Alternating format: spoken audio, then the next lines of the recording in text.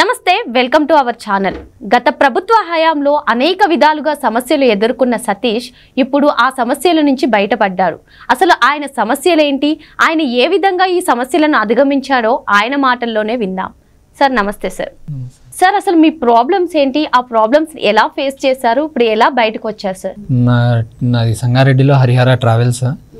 అయితే నాకు దగ్గరలో ఒకటి వికారాబాద్ అనే విలేజ్ ఉంటుంది. ఆ విలేజ్లో మణిరాజ్ అనేటైనా నా దగ్గర వచ్చేసి వెహికల్స్ రెంట్కి అని చెప్పి తీసుకెళ్ళి ఇక్కడ పులివెందుల గ్రామానికి చెందిన మెడికల్ కాలేజ్ ఒకటి ఉంది, అక్కడ గవర్నమెంట్ మెడికల్ కాలేజ్. అందులో ఎంప్లాయీస్ని పికప్ అండ్ డ్రాప్ చేయడానికి కావాలి అని చెప్పి నాతో మాట్లాడి వెహికల్స్ అన్నీ పర్ డే 1500 లెక్క ఛార్జెస్ వేసుకొని వెహికల్ తీసుకొని వెళ్ళిన తర్వాత నాకు 4 to 5 months దాకా పేమెంట్ ఇచ్చిండు. నేను తీసుకున్నా తర్వాత మళ్ళీ ఏమైంది, 5th monthలో నాకు కాల్ రెస్పాండ్ ఇవ్వలే, ఫోన్ కూడా స్విచ్ ఆఫ్. నేను ఆయన గురించి తెలుసుకుందాం అసలు నిజంగా ఎక్కడ వెళ్ళిపోయినా అని చెప్పి నేను వాళ్ళ ఇంటికైతే వెళ్ళిన. అక్కడ వాళ్ళ ఫ్యామిలీ మెంబర్స్తో సహా అతను కనిపించలేరు నాకు, ఎక్కడనో పారిపోయిండు అని చెప్పిండు. ఇలాగే చాలామంది దగ్గర కార్లు తీసుకుండు అన్న రెస్పాన్స్ వచ్చింది.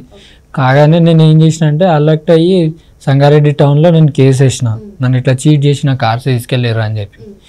సరే అని చెప్పి వాళ్ళు కూడా వెతకడానికి చాలా ట్రై చేశారు. కానీ కాకపోతే వాళ్ళు వెతికేది అతన్ని అయితే నేను కార్లు ఐడెంటిఫై చేయడానికి నా దగ్గర ఒక ఆధారం ఉండే, జీపీఎస్ఎస్. అవి నా కార్లకు ఉండే. ఆ కార్లని జీపీఎస్తో ట్రాక్ చేసుకొని వాళ్ళ దగ్గర ఏడైతే నా కార్లు ఉన్నాయో అక్కడ దాకా నేను లొకేషన్ దాకా వెళ్ళిపోయినా. పోయి చూస్తాకలా నా వెహికల్స్ అన్నీ పులివెందులకి సంబంధించిన మెడికల్ కాలేజ్ కాకుండా అక్కడనే పక్కకున్న వేంపల్లి విలేజ్లో ఉన్నాయి. తీరా ఆరా తీస్తే ఆ వెహికల్స్ ఒకటి వోల్క్స్వాగన్ పోలో, ఇవన్నీ వెహికల్స్ ఏంటంటే ఒక ఆవిడ పేరు భారతి, అప్పట్లో 2021లో శంకర్ రెడ్డి, ప్రసాద్ రెడ్డి, వీళ్ళ ఇంకా కొంతమంది ఉన్నారు, వాళ్ళ పేర్లు నాకు అంత ఐడియా లేదు. వాళ్ళ దగ్గర వెహికల్స్ యూజ్ అవుతున్నాయి అని చెప్పి నాకు తెలిసింది. తీరా వాళ్ళ దగ్గరికి వెళ్ళి అడిగిన, నా వెహికల్స్ మీ దగ్గరకు వచ్చినాయి కదా, నా వెహికల్స్ నాకు ఇచ్చేసేయండి, నాకు ఇట్లా ప్రాబ్లం అవుతుంది, ఆయన ఫోన్ లేపుతలేడు, ఇంకా మనీ కూడా ఇచ్చాడు, ఆపేసిండు, నా వెహికల్స్ నాకు ఇచ్చేసేయండి అని నేను అడిగిన. అడిగిన తర్వాత అడిగితే ఆయన ఏమన్నాడంటే, తను మాకు పైసలు ఇవ్వాలి, అందించే కార్లు మా దగ్గర తాకట్టు పెట్టిండు, అది ఇది అని వాళ్ళు రీజన్స్ చెప్పారు.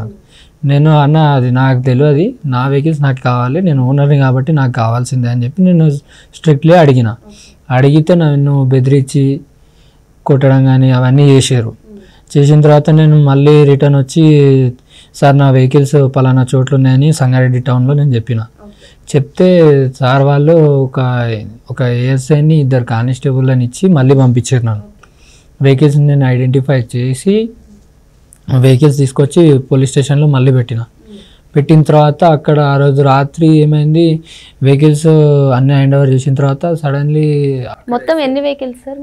6 వెహికల్స్. అప్పట్లో 8 వెహికల్స్ ఉండే, అందులో 6 వెహికల్స్ అక్కడే ఉండిపోయినాయి. 2 వెహికల్స్కి నేను డబ్బులు ఇచ్చి తెచ్చుకోవాల్సి వచ్చింది, ఆ పరిస్థితి తీసుకొచ్చిరాడ. అయితే ఆ రోజు నైట్ వెహికల్స్ ఆడ పెట్టేసి, సార్ వెహికల్స్ దొరికినాయి కదా, మా పోలీసు వాళ్ళు కూడా వచ్చారు, మరి ఇచ్చేస్తాం, మేము వెళ్ళిపోతాం, ఫార్మాలిటీస్ చేసుకొని అని చెప్పి మేము మాట్లాడితే వెయిట్ చేయండి అని చెప్పి 3 days వెయిట్ చేయించారు. తర్వాత లాస్ట్కి 3rd day నాకు ఏం చెప్పారంటే, ఎఫ్ఐఆర్తో పాటు పాస్పోర్ట్ అని ఒకటి ఆప్షన్ ఉంటుంది లీగల్గా, కాబట్టి అది తీసుకొని రండి, అప్పుడు ఇస్తాం వెహికల్స్ అని చెప్పి నన్ను నమ్మించారు. అది నమ్మి నేను మళ్ళీ సంగారెడ్డికి వచ్చి పాస్పోర్ట్ గురించి ఎస్పీ సార్ని వాళ్ళని బతిలాడుకొని మళ్ళీ ప్రాబ్లమ్ని సార్ట్అవుట్ చేసుకుందామని అవన్నీ లెటర్స్ ప్రొసీజర్ ఏమున్నాయి అవన్నీ తీసుకొని అక్కడికి వెళ్ళేటక్కల నా వెహికల్స్ లేవకపోయేటక్కల నేను క్వశ్చన్ చేసిన అక్కడ ఉన్న ఎస్ఎస్సికి, సార్ నా వెహికల్స్ ఎక్కడ వెళ్ళినాయంటే ఊర్లో ల్యాండ్ ఆర్డర్ ప్రాబ్లం వస్తుందని చెప్పి వాళ్ళకి ఇచ్చేసినామని అన్నారు. సార్ అట్లెట్లు ఇస్తారు, నేను కేసు వేసిన, కేసు ఉంది, వెతికినాము, మనం అందరం కలిసి వెతికినాము, మరి నా వెహికల్స్ వాళ్ళకి ఎందుకు ఇచ్చారు, నాకు ఇవ్వాలి లేదంటే కోర్టుకి ఇవ్వాలి అని నేను అడిగితే, లేదు వాళ్ళని పిలిపిస్తా, మాట్లాడి ఏదో సెటిల్మెంట్ అంటారు, వాళ్ళు మాట్లాడతారంట నీతోనంటే సరే అని చెప్పి పిలిపించిన తర్వాత అప్పటికే 1.5 year అయిపోయింది. నా వెహికల్స్ వాళ్ళ దగ్గర ఉండి 1.5 year అయిపోయిన తర్వాత నేను రిక్వెస్ట్ చేసిన, నాకు కావాలి వెహికల్స్ అంటే వాళ్ళు ఏమన్నారంటే నాతోని 1,80,000 ఒక వెహికల్కి ఇస్తే మీకు వెహికల్స్ ఇస్తా, లేదంటే మిమ్మల్ని డబ్బులు అడిగారు. రివర్స్ డబ్బులు అడిగారు. అడిగితే నేనన్నా మరి నేనైతే డబ్బులు ఇచ్చే పొజిషన్లో లేను, నా దగ్గర డబ్బులు లేవు, ఆల్రెడీ 1.5 year అయిపోయింది, నేను అప్పులలో ఉన్నా, నాతో కాదు ఇక, నా వెహికల్స్ నాకు ఇచ్చేయాల్సిందే మీరు అని చెప్పి నేను మాట్లాడితే నన్ను మళ్ళీ తిట్టి బెదిరించి మళ్ళీ పంపించేశారు. ఈ బెదిరింపుల వెనకాల ఎవరున్నారు అసలు? వాళ్ళందరూ వైసీపీకి సంబంధించిన అప్పుడు కార్యకర్తలు. అప్పుడు 2021లో వాళ్ళు కార్యకర్తలు ఎక్కువ ఉండే. అయితే వాళ్ళ సపోర్ట్ వాళ్ళే చెప్పారు, ఏమని అవినాష్ రెడ్డి మాకు తెలుసు, ఎంపీ అవినాష్ రెడ్డి మాకు తెలుసు, రవి అటు కాక ఈ 1,80,000 అడిగినప్పుడు రవికుమార్ అని జెడ్పీటీసీ మెంబర్ వచ్చిండు, ఇవన్నీ చూసాకల్లా వీళ్ళందరూ ఆళ్ళ మనుషులే అని నాకు అర్థమైపోయింది. ఇక నాకు న్యాయం జరగదని అనిపించింది. అట్లా ఎన్నిసార్లు పోయినా నన్ను ఇబ్బందే పెట్టారు, కొట్టేది తిట్టేది ఏదో ఒకటి చేసి పంపించేది, కానీ వెహికల్స్ మాత్రం ఇవ్వలేరు. ఇవ్వకపోయేటకల్లా నేను ఎన్నిసార్లు పోయినా అదే ప్రాబ్లం క్రియేట్ చేస్తారు, వెహికల్స్ ఇయ్యరు.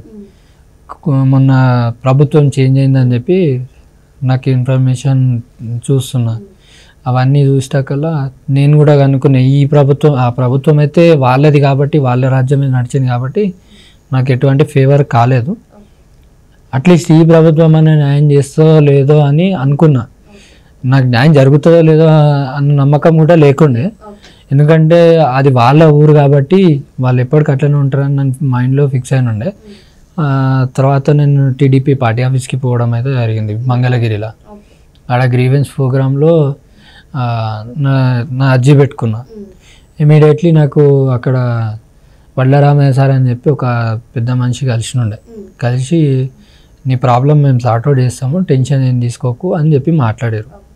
వాళ్ళ తరిగా వాళ్ళు అప్పుడు కాల్ చేసి అవన్నీ మాట్లాడారు, అయినా ప్రాబ్లం సార్ట్అవుట్ కాలేదు. ఓకే సార్, మరి ఇప్పుడు మీ కార్ల సమస్య ఏదైతే ఉందో అదైతే తీరిపోయింది కదా, అది ఎలా సాల్వ్ అయింది సార్? అయితే కొన్ని రోజుల నుంచి నేను కూడా చూస్తున్నా, అయితే కొంతమంది స్టూడెంట్స్ కానీ ప్రాబ్లమ్స్ ఉన్న వాళ్ళు కానీ ఎవరైతే ఉన్నారో వాళ్ళు చాలామంది ట్విట్టర్లో లోకేష్ సార్కి అర్జీలు పెట్టుకుంటారు, రిక్వెస్ట్లు పెట్టుకుంటారు, వాళ్ళకి న్యాయం జరుగుతుంది. అవన్నీ గమనించి నాకు కూడా రెస్పాండ్ దొరుకుతుంది అని అనిపించి నేను ట్విట్టర్లో అయితే పెట్టిన.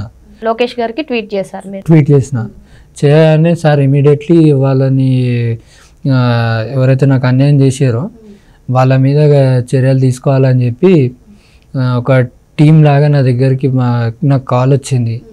టీం మెంబర్స్ చాలామంది కాల్ చేసి మొత్తం ఆరా తీసి నిజమా కాదా అని తెలుసుకొని, అంటే మీ ట్వీట్ పై స్పందించి ఒక టీంని మీకు అలకేట్ చేసి మీ ప్రాబ్లమ్ సాల్వ్ చేయడానికి హెల్ప్ అయ్యారు.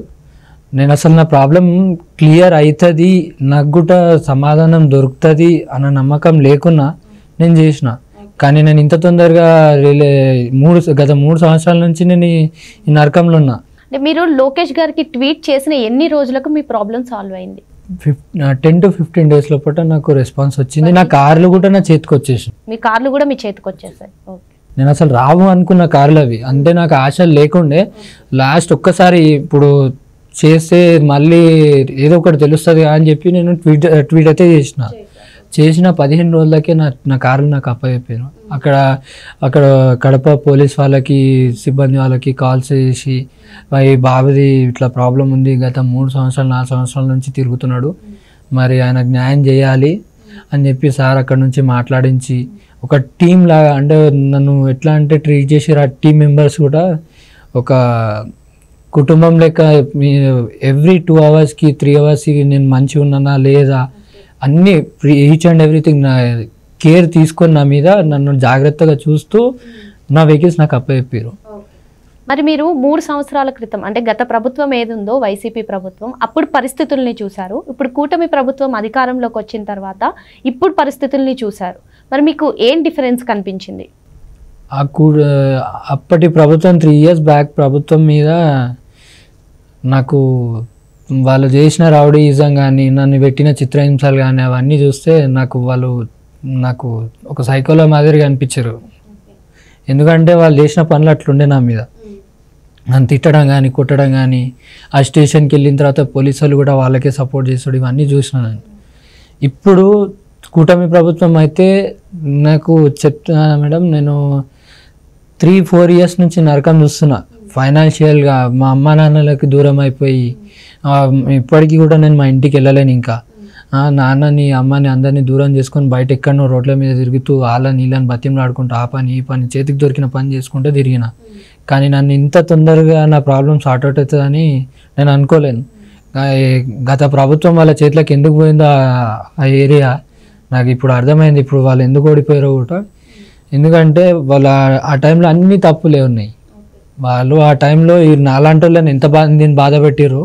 కానీ ఇప్పుడు లోకేష్ సార్ కానీ సీఎం గారు కానీ దగ్గరుండి వాళ్ళు ఏదైతే ముందు చేసిన తప్పులని ఇప్పుడు ఒక్కొక్కటి సరిదిద్దుతారు, జనాలకు మంచి చేస్తారు. కాబట్టి వాళ్ళకి వీళ్ళకి చాలా తేడా ఉంది. మరి 3 సంవత్సరాల నుంచి కూడా తన సమస్య ఏదో పరిష్కారం కాకపోయినా ఒక లోకేష్ గారికి ఒక్క ట్వీట్తో తన సమస్య పరిష్కారం అవుతుంది అన్నారు సతీష్ గారు. నమస్తే సతీష్.